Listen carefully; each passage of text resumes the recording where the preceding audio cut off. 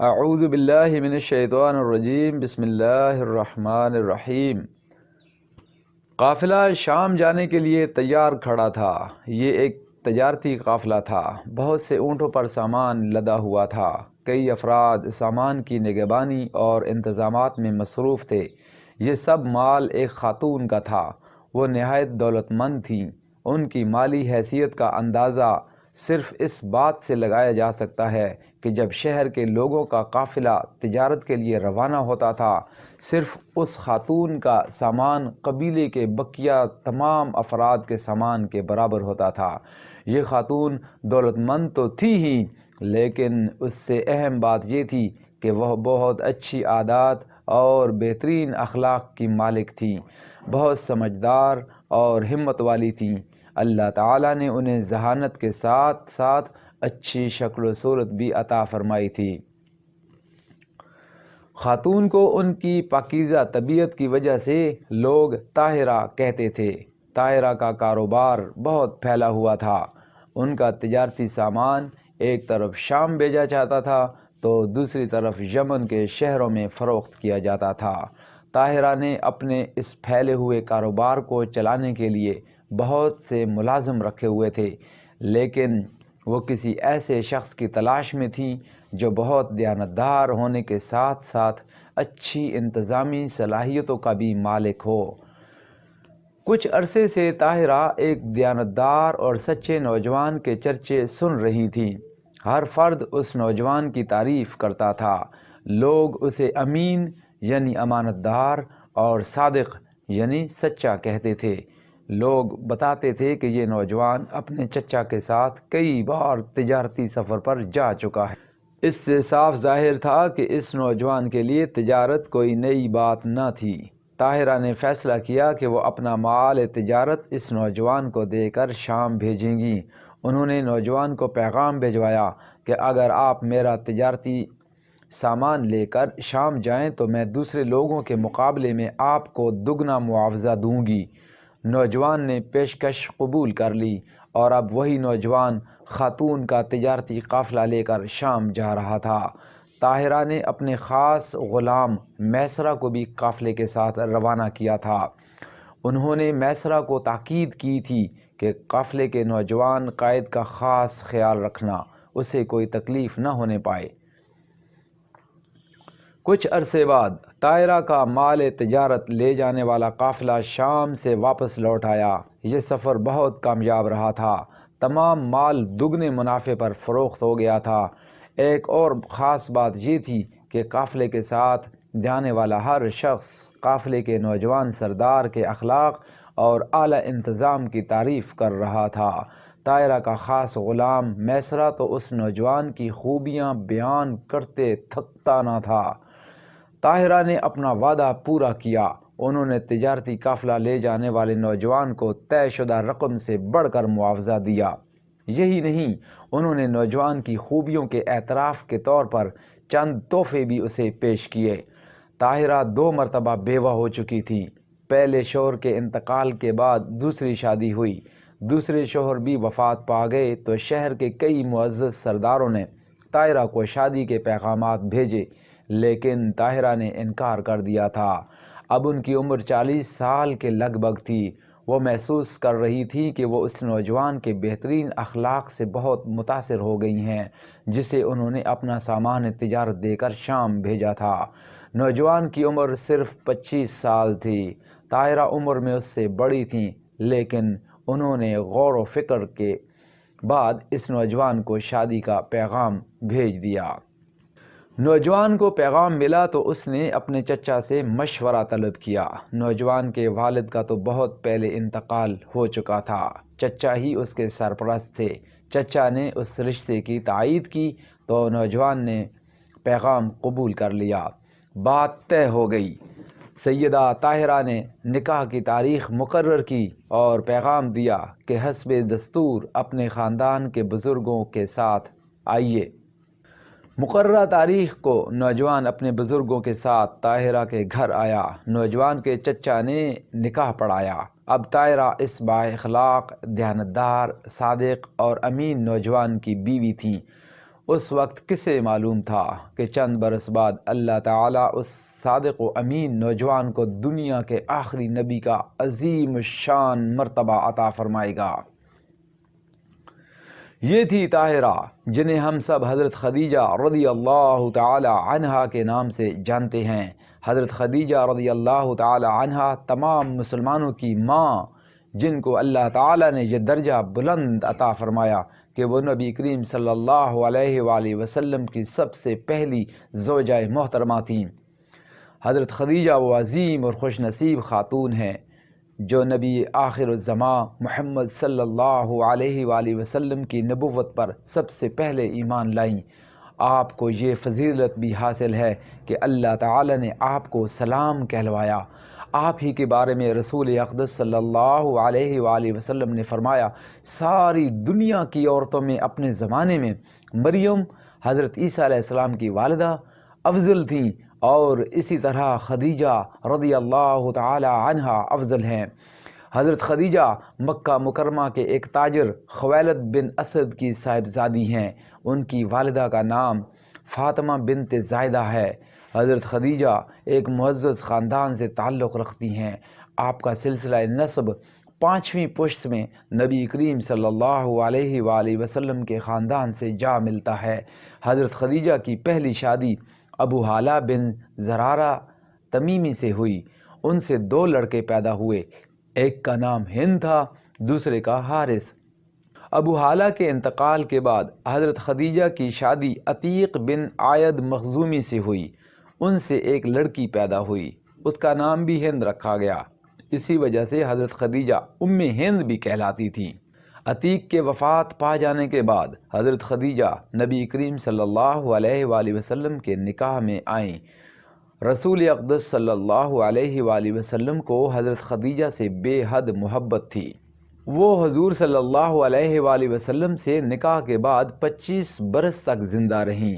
ان کی زندگی میں رسول کریم صلی اللہ علیہ وآلہ وسلم نے دوسری شادی نہیں کی۔ اللہ تعالیٰ نے اپنے حبیب صلی اللہ علیہ وآلہ وسلم کو ان کی ازواج مطہرات رضی اللہ عنہم سے ایک صاحبزادے ابراہیم کو چھوڑ کر صرف حضرت خدیجہ سے اولاد عطا فرمائی۔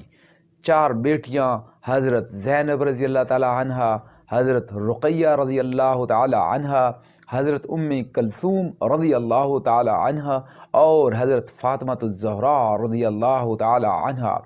ایک بیٹے حضرت قاسم رضی اللہ تعالی عنہ پر تمام راویوں کا اتفاق ہے۔ ابن سعد نے مزید 2 بیٹوں طیب اور عبداللہ طاہر کا بھی ذکر کیا ہے۔ ایک صاحبزادے حضرت ابراہیم حضرت ماریہ کے بطن سے پیدا ہوئے۔ رسول کریم صلی اللہ علیہ وآلہ وسلم سے نکاح کے بعد حضرت خدیجہ نے اپنا تمام کاروبار حضرت صلی اللہ علیہ وآلہ وسلم کے حوالے کر دیا۔ جب رسول اللہ کی عمر 35 برس ہوئی تو آپ تنہائی پسند ہو گئے۔ مکہ مکرمہ سے 3 میل کے فاصلے پر ایک غار واقع تھا جسے غار حرا کہتے تھے۔ آپ صلی اللہ علیہ وآلہ وسلم وہاں چلے جاتے اور کئی دن تک وہیں قیام فرماتے۔ آپ صلی اللہ علیہ وآلہ وسلم کی زوجہ محترمہ حضرت خدیجہ حضور علیہ الصلوۃ والسلام کو کئی دن کے لیے کھانے پینے کا سامان تیار کر کے دے دیتی۔ آپ علیہ الصلوۃ والسلام یہ سامان لے کر غار حرا میں چلے جاتے اور وہاں غور و فکر کرتے۔ جب یہ سامان ختم ہو جاتا تو پھر گھر تشریف لے آتے اور مزید سامان لے کر غار حرا چلے جاتے۔ ایک دن رسول کریم صلی اللہ علیہ وآلہ وسلم بہت پریشانی کے عالم میں گھر تشریف لائے۔ آپ علیہ الصلوۃ والسلام نے آتے ہی حضرت خدیجہ سے فرمایا، مجھے کمبلوں سے ڈھانپو، مجھے کمبلوں سے ڈھانپو۔ حضرت خدیجہ نے ایسا ہی کیا۔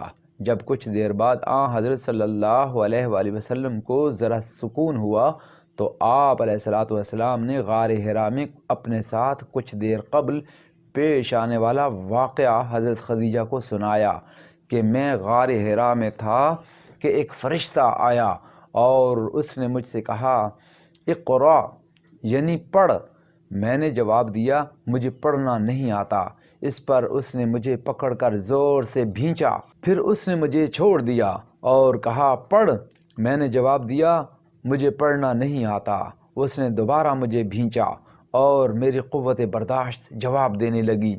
پھر اس نے مجھے چھوڑ دیا اور کہا پڑھ۔ میں نے پھر وہی جواب دیا تو اس نے تیسری مرتبہ اس زور سے بھینچا کہ میں تھک کر چور ہو گیا۔ پھر اس نے مجھے چھوڑ کر کہا پڑھ۔ اس پر میں نے کہا کیا پڑھوں؟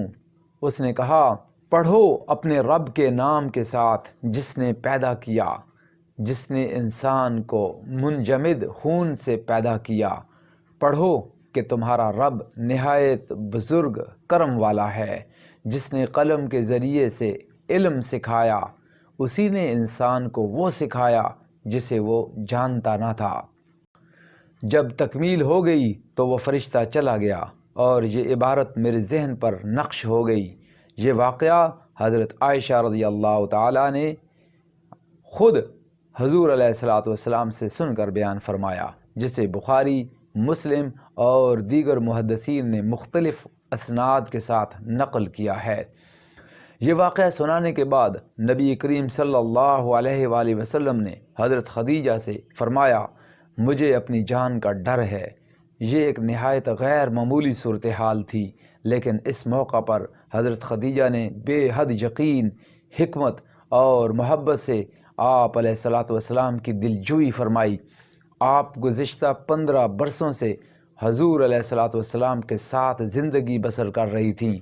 بیوی کی نگاہ سے شوہر کی سیرت اور عادات چھپی نہیں رہ سکتیں۔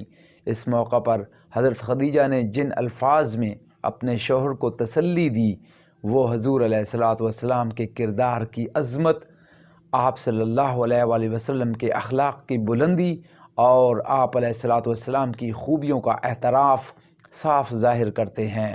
حضرت خدیجہ رضی اللہ تعالی عنہا نے فرمایا آپ خوش ہو جائیے، اللہ کی قسم آپ کو اللہ کبھی رسوا نہ کرے گا۔ آپ رشتہ داروں سے نیک سلوک کرتے ہیں، سچ بولتے ہیں، امانتیں ادا کرتے ہیں، بے سہارا لوگوں کا بوجھ برداشت کرتے ہیں، محتاجوں کی مدد کرتے ہیں، مہمان نواز ہیں، نیک کاموں میں مدد کرتے ہیں اور مصیبت میں دوسروں کے مددگار ہیں۔ اس کے بعد حضرت خدیجہ نے فرمایا میرے ایک چچا زاد بھائی ورقہ بن نوفل ان چیزوں سے بہت واقفیت رکھتے ہیں، کل صبح ہم ان کے پاس جائیں گے، آپ ان سے اپنا قصہ بیان کیجئے گا، وہ بتا سکیں گے کہ یہ کیا چیز ہے۔ ایک روایت کے مطابق اگلی صبح خود حضرت خدیجہ رضی اللہ تعالی عنہا حضرت صلی اللہ علیہ وآلہ وسلم کو لے کر ورقہ بن نوفل کے پاس چلی گئیں۔ دوسری روایت کے مطابق اگلی صبح حضرت ابو بکر صدیق آپ علیہ السلام کے گھر تشریف لائے تو حضرت خدیجہ نے ان کو یہ واقعہ سنایا اور حضور علیہ السلام کو حضرت ابو بکر کے ساتھ ورقہ بن نوفل کے پاس بھیج دیا۔ ورقہ بن نوفل عیسائی عالم تھے، وہ بہت ضعیف ہو چکے تھے اور ان کی بینائی جاتی رہی تھی۔ انہوں نے جب حضور صلی اللہ علیہ وآلہ وسلم سے غار میں فرشتے کی آمد اور آیات کی تعلیم کا واقعہ سنا تو فوراً کہہ اٹھے یہ وہی ناموس ہے جو حضرت موسیٰ علیہ السلام پر اللہ کی طرف سے نازل ہوا تھا۔ البلازری کی روایت کے مطابق ورقہ نے یہ بھی کہا میں گواہی دیتا ہوں کہ آپ وہی نبی ہیں جن کی بشارت حضرت عیسیٰ علیہ السلام نے دی تھی، کاش میں اس وقت تک زندہ رہوں جب کہ قوم آپ کو ستائے گی اور آپ کو اپنے شہر سے نکال دے گی۔ رسول اللہ صلی اللہ علیہ وآلہ وسلم نے سوال کیا کیا سچ مچ میری قوم مجھے اپنے شہر سے نکال دے گی؟ اس پر ورقہ بن نوفل نے کہا بخدا آج تک جو بھی اس دعوت کو لے کر آیا ہے اس کے ساتھ اس کی قوم نے یہی سلوک کیا ہے، اگر میں اس وقت زندہ رہا تو میں تمہاری بھرپور مدد کروں گا۔ ورقہ اس کے بعد زیادہ عرصہ نہ جی سکے اور جلد ہی ان کا انتقال ہو گیا۔ ورقہ نے اپنی گفتگو میں لفظ ناموس استعمال کیا تھا۔ یونانی زبان میں توریت کو نوموس کہتے ہیں۔ ورقہ کو سریانی زبان آتی تھی اور انہوں نے سریانی سے عربی زبان میں انجیل کا ترجمہ بھی کیا تھا۔ ان کے کہنے کا مقصد یہ تھا کہ محمد پر جو پیغام نازل ہوا ہے وہ حضرت موسیٰ علیہ السلام پر نازل ہونے والی کتاب توریت سے مشابہ ہے۔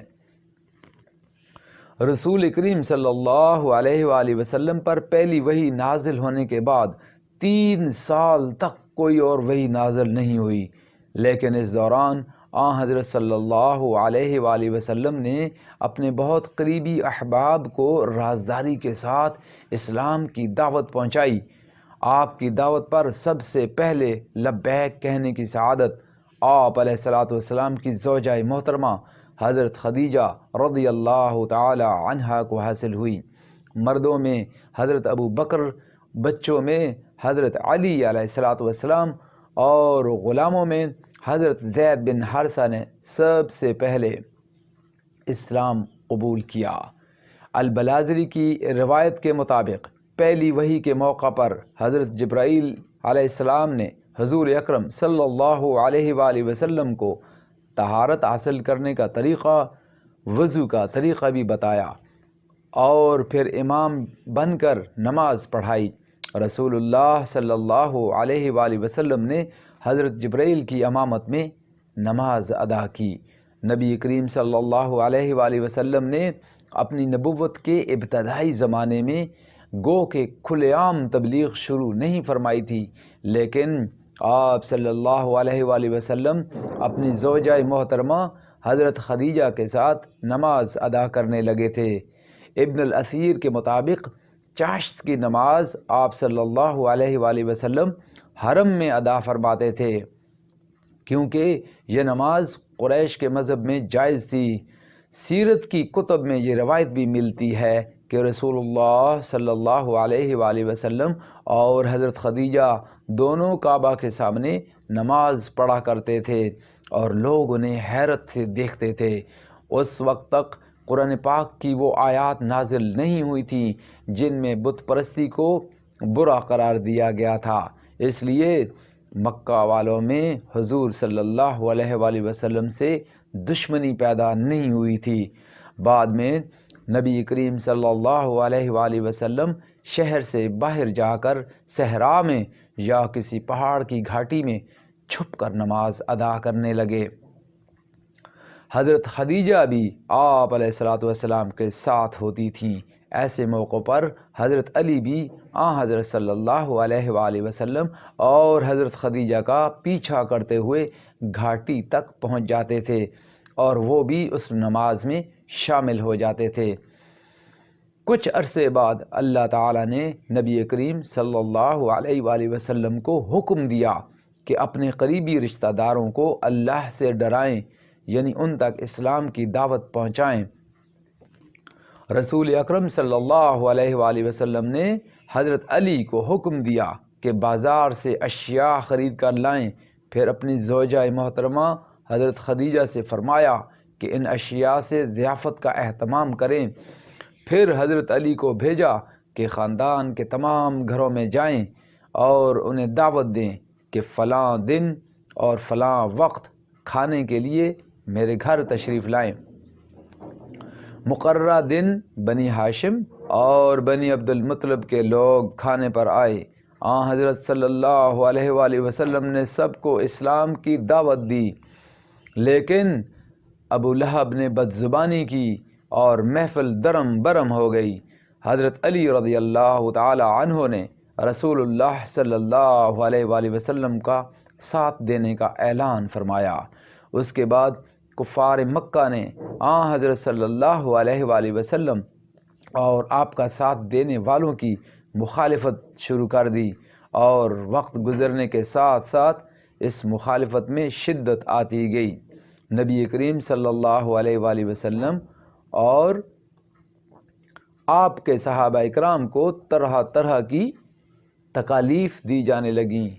حضرت صلی اللہ علیہ وآلہ وسلم کو دکھ پہنچانے والوں میں آپ کے اپنے چچا ابو لہب اور ابو جہل پیش تھے۔ ابو لہب حضور علیہ السلام کے مکان کے دروازے پر اور راستے میں گندگی اور غلاظت پھینک دیتا۔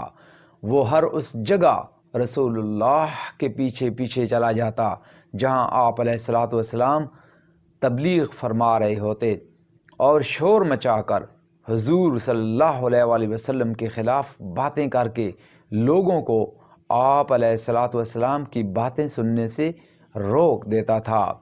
کبھی نماز کی حالت میں اونٹ کی اوجڑی رسول اقدس علیہ الصلاۃ والسلام کی پشت مبارک پر رکھ دی جاتی تو کبھی آپ علیہ الصلاۃ والسلام کی گردن میں چادر ڈال کر اسے شدت سے بل دیے جاتے۔ کفار مکہ کے اکسانے پر لڑکے حضرت صلی اللہ علیہ وآلہ وسلم کا پیچھا کرتے اور آپ علیہ الصلاۃ والسلام پر پتھر برساتے۔ فطری بات ہے کہ کفار مکہ کی جانب سے ان ایذا رسانیوں پر رسول کریم علیہ الصلاۃ والسلام کو دکھ ہوتا، لیکن ایسے ہر موقع پر حضرت خدیجہ اپنے رفیق حیات نبی برحق علیہ الصلاۃ والسلام کی ہمت بندھاتی، آپ صلی اللہ علیہ وآلہ وسلم کو تسلی دیتی۔ خود نبی کریم صلی اللہ علیہ وآلہ وسلم فرماتے ہیں، میں جب کفار سے کوئی بات سنتا تھا اور وہ مجھ کو تکلیف دیتی تھی تو میں خدیجہ سے کہتا تھا، وہ اس طرح میری حوصلہ افزائی فرماتی تھی کہ میرے دل کو تسکین ہو جاتی تھی، اور کوئی رنج ایسا نہ تھا جو خدیجہ کی باتوں سے آسان اور ہلکا نہ ہو جاتا تھا۔ اس سے ظاہر ہوتا ہے کہ رسول اقدس صلی اللہ علیہ وآلہ وسلم پر منصب نبوت کی بھاری ذمہ داری کو آسان بنانے میں حضرت خدیجہ نے بہت اہم کردار ادا فرمایا۔ جب کفار مکہ تمام تر مظالم کے باوجود مسلمانوں کو اسلام ترک کرنے پر آمادہ نہ کر سکے اور اسلام کی دعوت کو پھیلنے سے نہ روک سکے تو انہوں نے آپس میں صلاح و مشورہ کیا اور فیصلہ کیا کہ نبی کریم صلی اللہ علیہ وآلہ وسلم کے خاندان بنی ہاشم کا بائیکاٹ کر دیا جائے، مقاطع کر دیا جائے۔ چنانچہ ایک قرارداد لکھی گئی کہ آئندہ سے کوئی فرد بنی ہاشم اور بنی عبد المطلب کے کسی فرد سے کوئی تعلق نہیں رکھے گا اور نہ ان سے شادی بیاہ کا تعلق قائم کرے گا، نہ کوئی تجارتی لین دین کرے گا، حتیٰ کہ ان سے بات چیت بھی نہیں کرے گا۔ یہ قرارداد لکھ کر خانہ کعبہ میں لٹکا دی گئی۔ اس بائیکاٹ کے نتیجے میں نبی کریم صلی اللہ علیہ وآلہ وسلم اپنے خاندان کے ساتھ ایک گھاٹی شعب ابی طالب میں محصور ہو گئے۔ لوگوں کا خیال تھا کہ حضرت خدیجہ اس موقع پر اپنے خاندان میں واپس چلی جائیں گی، لیکن انہوں نے تنگی اور سختی میں اپنے شوہر کا ساتھ دیا اور مسلمانوں سے دوری اختیار نہ کی۔ یہ بائیکاٹ 1-2 دن نہیں، 3 سال تک برقرار رہا۔ یہ بڑا مشکل دور تھا۔ بھوک کی شدت سے بے تاب ہو کر صحابہ کرام نے سوکھے اور بدمزہ چمڑے تک کھائے۔ کئی دن کا فاقہ رہتا۔ کفار مکہ گھاٹی کو جانے والے راستوں کی نگرانی کرتے رہتے تھے اور باہر سے کوئی شے گھاٹی کے اندر پہنچنے نہ دیتے تھے۔ کبھی کبھار ایسا ہوتا تھا کہ حضرت خدیجہ کے ایک بھتیجے حکیم بن حزام کھانے پینے کی تھوڑی سی اشیاء چپکے سے بھیج دیتے تھے۔ حضرت خدیجہ یہ اشیاء گھاٹی میں قید لوگوں کے درمیان تقسیم فرما دیتی تھیں۔ 3 سال بعد مکہ مکرمہ کے کچھ نیک دل افراد نے مل کر فیصلہ کیا کہ اس سنگ دلانہ معاہدے کا خاتمہ ہونا چاہیے۔ ان افراد نے خانہ کعبہ میں کھڑے ہو کر بائیکاٹ کو ختم کرنے کا اعلان کر دیا۔ ابو جہل نے مخالفت کی، لیکن کئی قبیلوں کے افراد نے بائیکاٹ کے خلاف مشورہ دیا۔ جب بائیکاٹ کی قرارداد کو دیکھا گیا تو سب حیران رہ گئے کہ اللہ کے حکم سے اس قرارداد کے الفاظ کو دیمک چاٹ چکی تھی، صرف اللہ کا نام باقی تھا۔ بائیکاٹ 10 نبوی میں ختم تو ہو گیا، لیکن 3 سال تک فاقہ کشی کی صعوبت برداشت کرتے کرتے حضرت خدیجہ بہت کمزور ہو گئی تھیں۔ کچھ ہی عرصے بعد آپ بیمار پڑ گئیں اور اسی علالت میں اپنے خالق حقیقی سے جا ملی۔ حضرت خدیجہ کی وفات کا رسول اللہ صلی اللہ علیہ وآلہ وسلم کو بے حد صدمہ پہنچا۔ آپ علیہ الصلاۃ والسلام خود کو تنہا محسوس کرنے لگے۔ اسی زمانے میں حضور علیہ الصلاۃ والسلام کے چچا ابو طالب کا بھی انتقال ہو گیا۔ اسی لیے حضور صلی اللہ علیہ وآلہ وسلم 10 نبوی کو عام الحزن یعنی غم کا سال کہا کرتے تھے۔ رسول اللہ صلی اللہ علیہ وآلہ وسلم حضرت خدیجہ کی وفات کے بعد بھی انہیں ہمیشہ یاد فرماتے تھے۔ بہت مدت تک آپ صلی اللہ علیہ وآلہ وسلم کا یہ طریقہ رہا کہ اس وقت تک گھر سے نہیں نکلتے تھے جب تک حضرت خدیجہ کی خوب تعریف نہ کر لیتے۔ آپ علیہ الصلاۃ والسلام حضرت خدیجہ کی سہیلیوں کا بھی بہت خیال رکھتے تھے۔ بکری ذبح فرماتے تو اس کا گوشت حضرت خدیجہ کی سہیلیوں کو بھی بھجواتے۔ ایک بار رسول کریم صلی اللہ علیہ وآلہ وسلم نے فرمایا، خدیجہ رضی اللہ تعالی عنہا سب سے پہلے مجھ پر ایمان لائیں۔ انہوں نے ایسے وقت میں میری مدد کی جب کسی کے مال کا سہارا میرے پاس نہ تھا، اور اللہ نے مجھے ساری اولاد خدیجہ رضی اللہ تعالی عنہا سے عطا فرمائی۔ حضرت خدیجہ کا درجہ بہت بلند ہے۔ ایک بار حضرت جبرائیل امین علیہ الصلاۃ والسلام رسول اللہ صلی اللہ علیہ وآلہ وسلم کے پاس تشریف لائے اور فرمایا، خدیجہ رضی اللہ تعالی عنہا برتن میں کھانے یا پینے کی کوئی شے لا رہی ہیں، جب وہ جائیں تو آپ ان کو اللہ کا اور میرا سلام پہنچا دیں۔ بخاری ہی کی ایک اور حدیث ہے کہ نبی کریم صلی اللہ علیہ وآلہ وسلم نے حضرت خدیجہ کو اللہ تعالیٰ کی طرف سے خوشخبری سنائی کہ ان کو جنت میں موتیوں کا محل عطا کیا جائے گا۔ اللہ تعالیٰ حضرت خدیجہ رضی اللہ تعالی عنہا پر لاکھوں رحمتیں نازل فرمائے، جو اللہ کے محبوب ترین بندے کی مونس و غم خوار رہیں۔ اللہ نے اپنے حبیب محمد صلی اللہ علیہ وآلہ وسلم پر نبوت کی جو کوہ گراں بار ذمہ داری عائد فرمائی، اسے ادا کروانے میں حضرت خدیجہ کا کردار نہایت اہمیت کا حامل ہے۔